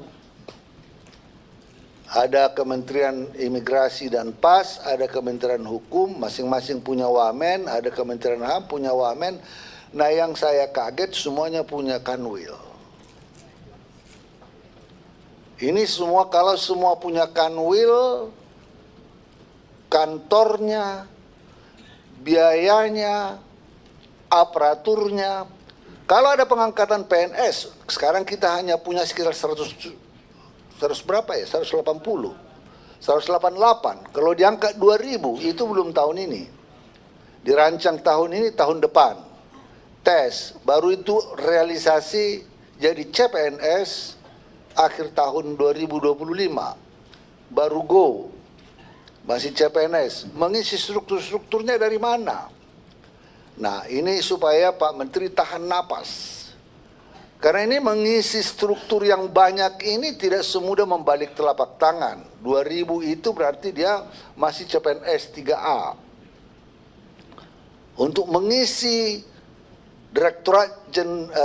dua direktorat jenderal, ya, sekjen, irjen, kanwil. Ah, ini yang kanwil berarti kabit-kabit. Saya dengar hanya eselon 2B ya. 2B Ini tentu membaginya bukan persoalan yang gampang dan konsekuensi anggarannya dahsyat sekali. Ini barangkali perlu kita bagaimana Pak Menteri mensiasati perampingan struktur tetapi tetap bisa melakukan tugas-tugas yang diembankan dan rencana kerja yang Bapak lakukan. Kita juga sekarang barangkali ini bisnis dan HAM. Saya mau mendorong terus bisnis dan HAM. Karena beberapa perusahaan-perusahaan, baik Pertamina, ada swasta yang sudah barangkali dengan pendekatan-pendekatan seperti ini, ya, ini bisa dilakukan. Bagaimana menggencarkan, bagaimana melakukan ini sehingga komunitas-komunitas bisnis betul-betul dengan indikator masih voluntary bisa dilakukan, bisa digiatkan terus, dan ini mendapat pengakuan dalam pertemuan-pertemuan kita dengan dunia internasional, itu diakui. Saya kira ini baik dan perlu ditindaklanjuti. Nah, tadi dikatakan ada 8.000 desa dapat 100 juta. Saya agak concern dalam soal-soal ini. Kita pengalaman dengan dana desa, Pak. Pengalaman dengan dana desa, sudah bertahun-tahun kita dana desa, masih tetap banyak dana desa-desa yang tertinggal. Dan apa yang terjadi, banyak sekali kepala desa yang harus berurusan dengan hukum. Kalau ditelisik, ini dana desa ini hampir barangkali mungkin ada hanya berapa persen kepala desa yang bisa bersih sebersih-bersihnya. Makanya pada pemilu yang lalu banyaklah kepala desa yang menjadi alat penakut, digunakan dengan alat penakut untuk tujuan-tujuan tertentu dalam pemilu. Tidak usah kita bahas di sini. Kenapa? Itu tadi. Jadi saya mengajak Pak Menteri sebelum sampai ke sana, make it next 3 to 4 years to come instead of doing it right away. Ya. Kita punya program peduli HAM. Ini yang perlu diperbaiki. Indikatornya diperbaiki lebih ketat. Kemudian kasih reward kepada kota sehingga anggarannya dari Pemda, indikator yang kuat dilakukan oleh Kementerian Hukum dan HAM, dikasih reward kepada Pemdanya yang mendapat kota kabupaten peduli HAM. Koordinasikan dengan Kementerian Keuangan. Saya mau bahwa kota peduli HAM mendapat reward seperti yang dilakukan. Kalau dia anggarannya baik, dia dapat insentif. Apakah berapa sekian. Instead of kasih 8 triliun kepada masing-masing kepala desa, hanya sosialisasi. Wah, ini potensial untuk ciapeng kalau katanya di Medan. Ini sangat, jadi ini memangkas beberapa soal-soal yang perlu kita pertimbangkan. Saya menghargai betul upaya Pak Menteri, keinginannya yang luhur dan kuat itu. Tetapi di lapangan ini sering menjadi persoalan. Nah, yang berikutnya Universitas HAM, rumah sakit tadi sudah diangkat, rumah sakit HAM.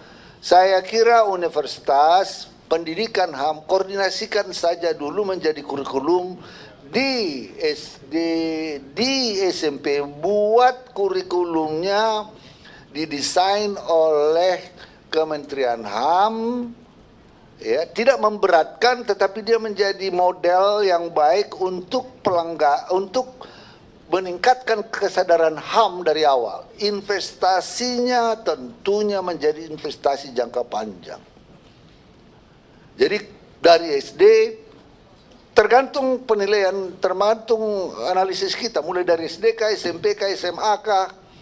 Tapi pastilah yang baik itu dari SD, SMP. Mungkin nanti apakah melanjut ke seterusnya. Jadi kalau rumah sakit, saya kira koordinasi aja dengan Kementerian Kesehatan bagi korban-korban pelanggaran HAM mendapat penanganan, ya, daripada kita harus membangun universitas, membangun rumah sakit. Jadi melalui koordinasi antar kementerian ini bisa dilakukan. Impian, imajinasi dari Pak Menteri dapat terwujud melalui orkestrasi yang baik dengan kementerian lembaga. Apalagi Pak Menteri sudah sampaikan bahwa Presiden menyampaikan bahwa ini menjadi sesuatu yang sangat diharapkan. Terima kasih. Wallahul muwaffiq ila aqwamit thoriq. Wassalamualaikum warahmatullahi wabarakatuh. Om Santi. Itu yang pengen kita dengar dari tadi. Bentar ya. Saya sebelum lanjut ke yang lain menyarankan pada Pak Menteri sesama mantan dan yang sekarang existing, nanti ada forum setengah kamar saja. Bisa diselesaikan. Jadi bagaimana tadi daripada sewa konsultan bayar mahal. Silakan Kang Agun. Terima kasih pimpinan. Pak Menteri dan Pak Wamen, waktu Bapak menyelesaikan tugas di Kementerian HAM ini sudah kurang dari 5 tahun. Jadi 5 tahun ini waktu yang singkat, Pak. Saya aja yang sudah masuk ke 7 periode ini waktu terasa singkat, Pak. Saya hanya ingin mengingatkan saja. Kementerian HAM hari ini adalah pecahan dari Kementerian Hukum dan HAM yang menjadi 3 kementerian. Saya hanya ingin mengingatkan, jangan sampai waktu yang 5 tahun ini, Pak, habis waktunya hanya ngurus hal-hal yang non-tupoksinya, Pak. Mengurus organisasi kelembagaan, mengurus personil, mengurus sarana prasarana, mengurus uang, itu adalah unsur-unsur manajerial yang jadi syarat pencapaian sebuah tupoksi. Miskin struktur, kaya fungsi. Fakta hari ini, Pak, kementerian kita ini sudah kita terimakan dah sudah. Namun dalam langkah berikutnya kami berharap jangan lalu menambah beban-beban negara. Bapak sibuk ngurusi organisasi, Bapak sibuk ngurusi orang, akhirnya tupoksinya tidak terbengkalai, tidak tercapai. Karena semua orang sibuk ngurus organisasi, Pak. Nah, saya ingin memberikan saran agar kiranya organ personil yang ada di sekitar Bapak. Saya mengenal Ibu Ayu, Pak. Saya mengenal Pak Dahana, Pak. Saya mengenal Pak Farid. Ini murid-murid saya, Pak. Dia orang-orang baik dan lulusan-lulusan terbaik. Tapi mereka belum punya struktur hari ini. Belum punya anak buah. Membutuhkan langkah cepat. Tidak mungkin dikerjakan oleh dirinya sendiri. Begitu juga dengan Bapak. Bapak harus mengangkat siapa? Sekjen Bapak. Siapa Irjen Bapak? Nah, saran saya, dari 3 kementerian ini paling tidak pada level di bawahnya, Pak, itu masih sering ketemu. Yang dikatakan tadi oleh Pak pimpinan. Jadi tidak usahlah libatkan Pak Yasona, terlalu tinggi itu. Jadi orang-orang yang ada di Kemenkumham, yang sekarang pecah menjadi 3 kementerian, saya minta dalam penyelesaian organisasi ini, tidak jalan masing-masing. Tidak jalan sendiri-sendiri. Ajak orang Kementerian Hukum, ajak orang Kementerian HAM, ajak Kementerian Imigrasi dan Masyarakat. Karena sumber daya manusianya itu, Pak, yang diprioritaskan untuk mengisi struktur yang ada ini. Bisa menambah berapa sekjen? Berarti ada 3. Pak. Yang tadinya 1, nambah 2. Itjen, tadinya 1, nambah 2.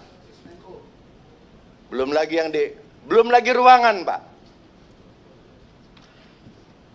Di pusat sudah pasti itu. Tadinya hanya ada 1 menteri. Sekarang jadi ada Menko. Saya bisa bayangkan lagi Kanwil Pak nanti.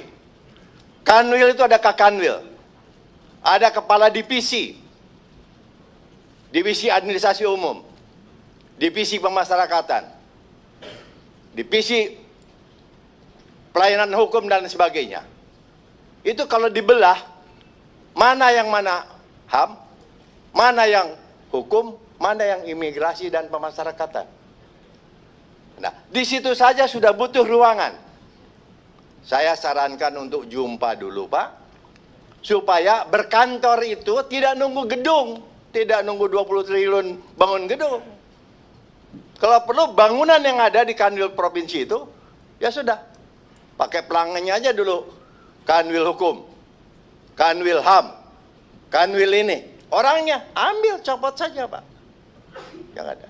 Nah, sehingga dengan demikian, menurut hemat kami, jangan juga menambah struktur yang ada di bawahnya, disamakan. Tidak Pak. Organisasi itu diadakan di atas dasar beban kerja, job analysis. Tidak perlu Kanwil mengikuti provinsi kalau memang tidak ada kerjaannya. Seperti pemasarakatan dengan imigrasi, jumlah Kanwilnya pasti berbeda. Karena lapas UPT-nya begitu besar, personilnya begitu banyak, imigrasi ada yang tidak ada pelayanan jasa keimigrasian. Karena memang di gunung.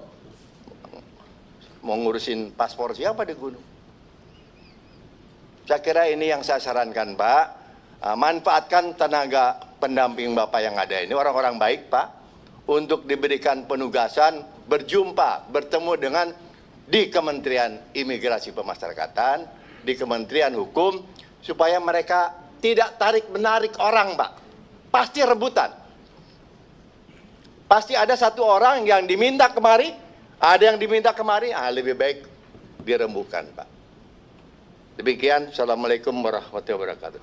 Terima kasih Kang Agun. Lanjut ke Bang Andreas. Habis itu Pak Sugiat. Bu Dewi ada? Oke. Silakan Bang Andreas. Baik, terima kasih Pak Ketua, pimpinan, anggota Komisi 13 yang saya hormati. Ini ada menteri sebenarnya, saya harus panggil dia. Kalau kakak menteri dia saya lebih tua jadi. Dan juga Mas Wamen serta seluruh jajaran yang saya hormati. Terus terang, salah satu atau salah dua, salah satu menteri ketika diumumkan kabinet kemarin yang saya senang dan saya bangga tuh Natalius Pigai. Dengan ceritanya yang tadi sudah disampaikan, terus terang waktu saya senang dan saya bangga gitu bahwa Natalius kemudian jadi menteri. Karena saya tahu ceritanya juga gitu. Karena beliau ini dulu kami sama-sama di luar pemerintahan, ketika kami di pemerintahan dia tetap di luar pemerintahan, sekarang dia masuk di pemerintahan. Nah, yang saya ingin, dan saya tahu juga gitu, bagaimana kemarin ketika baru mulai start hari pertama atau hari kedua lah, ini Pak Menteri ini sudah teriak soal 20 triliun tadi. Itu strategi ini aktivis itu kan, membuat ini eye catching biar media itu perhatikan saya sudah jadi menteri sekarang. Tapi gini, apa yang tadi sudah Bang Loli sampaikan, Pak mantan menteri, Pak senior Kang Agun juga teman-teman tadi sampaikan,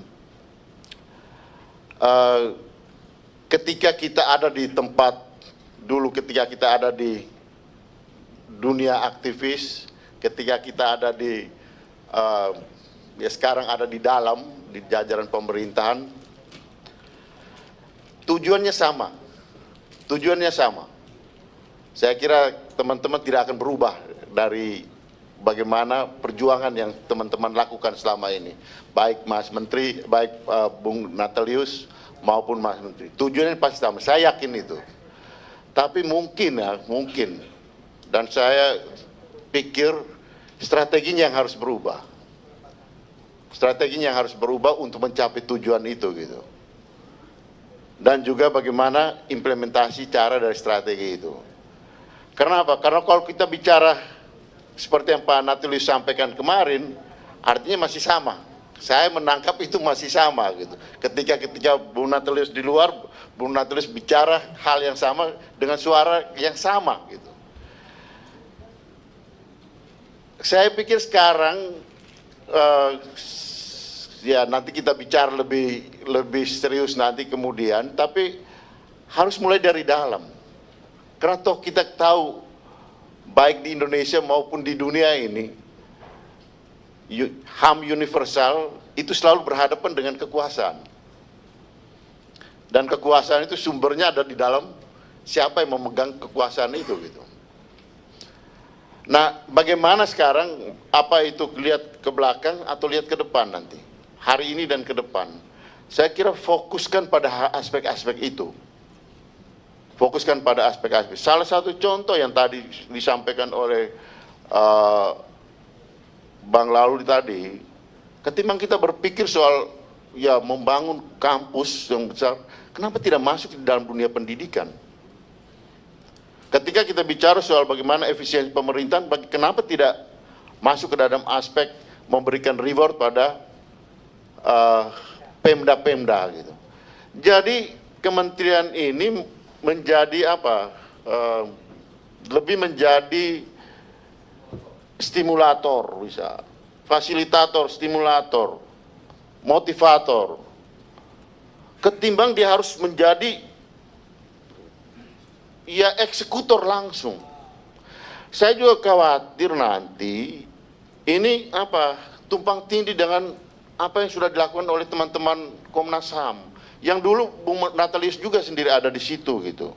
Saya kan tahu juga waktu ketika mau masuk jadi Komnas HAM kan saya tahu ceritanya Bung Natalius ini.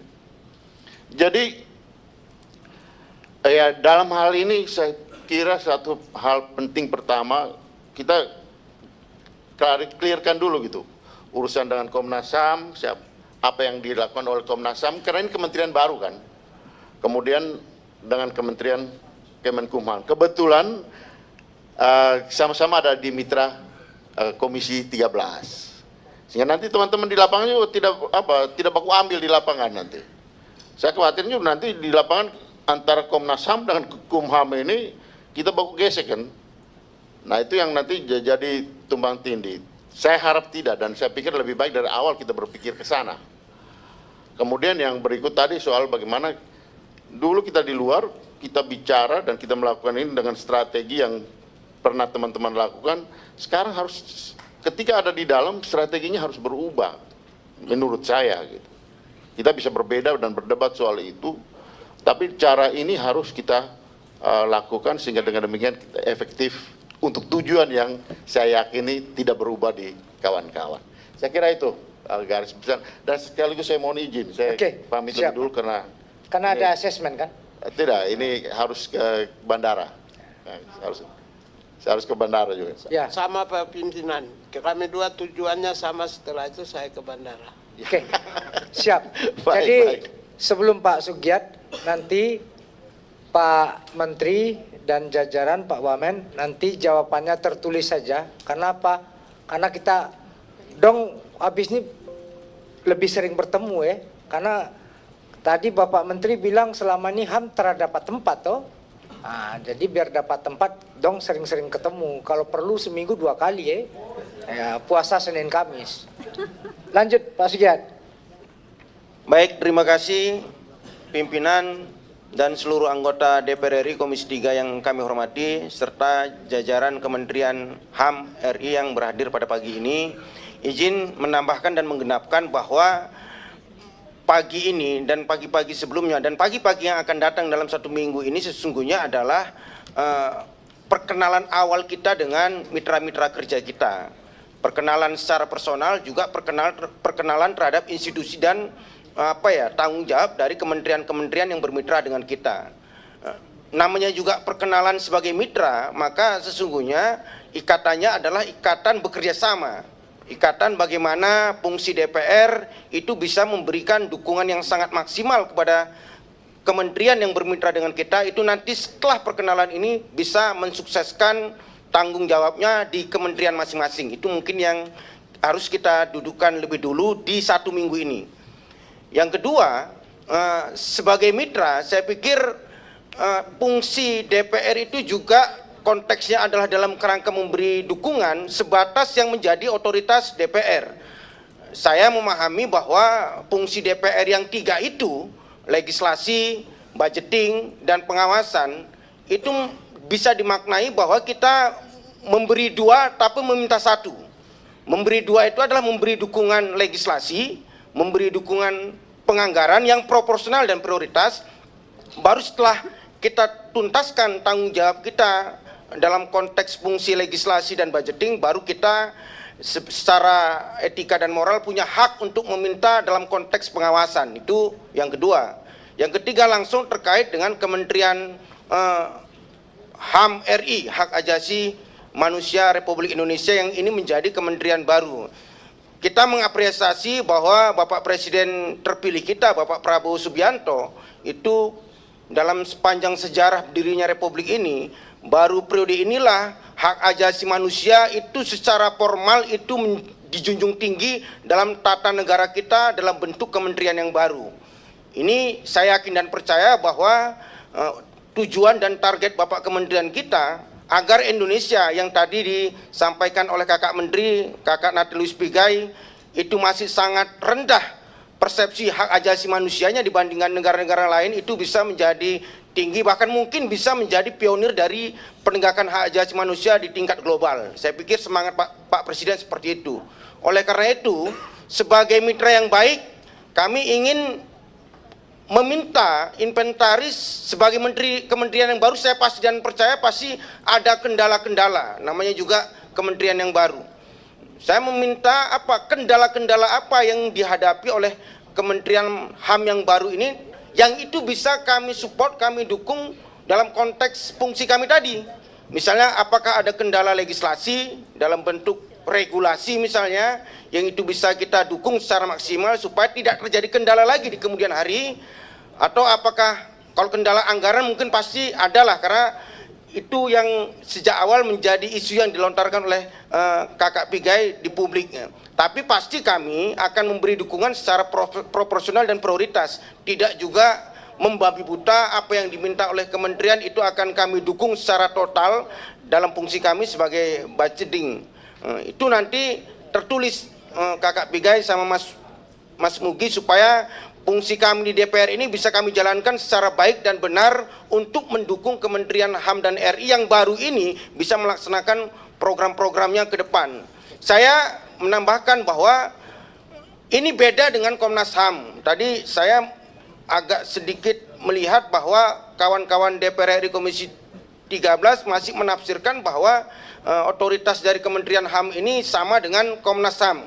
Kalau saya baca dan saya dengar dari penjelasan Kakak Pigai tadi bahwa Kementerian HAM RI ini diharapkan bisa melakukan pembangunan hak asasi manusia. Produknya adalah kebijakan dan program-program yang berorientasi pada pembangunan kesadaran rakyat Indonesia untuk bisa menjunjung tinggi hak asasi manusia. Kalau terkait dengan advokasi kasus-kasus pelanggaran HAM itu menjadi domain dari Komnas HAM yang juga nanti siang akan kita lakukan rapat perkenalan seperti ini juga. Saya pikir itu sebagai tambahan kami, pimpinan. Terima kasih. Makasih Pak Sugiat. Pak Menteri Natalius Pigai, Wakil Menteri Pak Mugianto, Ibu Bapak semua, kita sudah sampai di ujung rapat kerja kita. Tadi Pak Sugiat mengingatkan kita, ini kan masih ta'aruf. Ya mungkin ya ta'aruf kan dengan banyak cara atau bagaimana menarik. Kalau merah itu kan ekornya dikembangin biar seolah-olah cantik gitu kan. Tapi prinsipnya Pak Menteri, keberhasilan Menteri Hak Asasi Manusia juga keberhasilan Komisi 13. Karena kita sama-sama baru, Pak. Jadi Bapak maju, kami maju. Bapak jeblok, kami juga jeblok. Nah, dong satu frekuensi untuk itu. Jadi ini strong political will dari pemerintahan Pak Prabowo ini tentu harus kita lempengkan. Ibu Bapak semua, ini cuma baru ada 2 menteri HAM di dunia ini, yang pertama Pakistan, yang kedua Brazil, yang ketiga kita. Tentu ini jadi bisa jadi exercise laboratorium. Cuma Pak Menteri, tadi Pak Yasona Lawli, Pak Rinto, dan Kang Agun sudah memberikan suatu gambaran, satu rambu-rambu bagi kita. Kita ini kan sama-sama toh kakak, berangkat tidak punya apa-apa, tapi jangan menambah struktur. Spiritnya yang paling penting, zeitgeist dari human rights itu, ya kalau tambah kanwil nanti kata Pak Yasona kapan jadinya. Nah sementara HRD, Human Right Defender, pasukan kakak Wamen ini banyak di mana-mana. Nah, kenapa dong tidak berdayakan itu toh sebagai sebuah networking? Artinya sosial kapital human rights itu yang kemudian harus kita lihat. Jangan kemudian spirit yang hebat dari Pak Prabowo, spirit yang hebat dari kakak menteri ini terkendala dengan hal-hal yang sifatnya tadi struktur keorganisasian kata Kang Agun. Nah, prinsipnya 20 miliar itu masih kurang untuk human rights. Iyalah, makan siang bergizi, pendidikan gratis, kesehatan gratis. Apa enggak semua ini human rights semua? Nah, tentu kita harus bisa melihat spirit itu di mana letaknya. Jadi kita sama-sama bisa bekerja sama untuk siang hari ini. Apa yang sudah disampaikan kita cukupkan ini sebagai forum ta'aruf dulu aja. Kita ketemu lagi dalam waktu yang dekat. Jadi kita breakdown ini sembari menunggu perpres yang Pak Menteri sampaikan tadi. Ibu bapak semua, kita tunggu jawaban tertulis dari Pak Menteri karena beliau juga akan ke bandara. Sekian, saya pikir cukup ya. Cukup? Oke. Dengan Pak Menteri kita tunggu jawaban tertulis Pak Menteri, dan kita tunggu Pak Menteri. Kita kalau bisa seminggu 2 kali, di seminggu 2 kali kita ketemu Pak Menteri. Cocok kan? Kalau nggak Pak Menteri ke sini, kami yang ke sana. Oke. Oh jangan.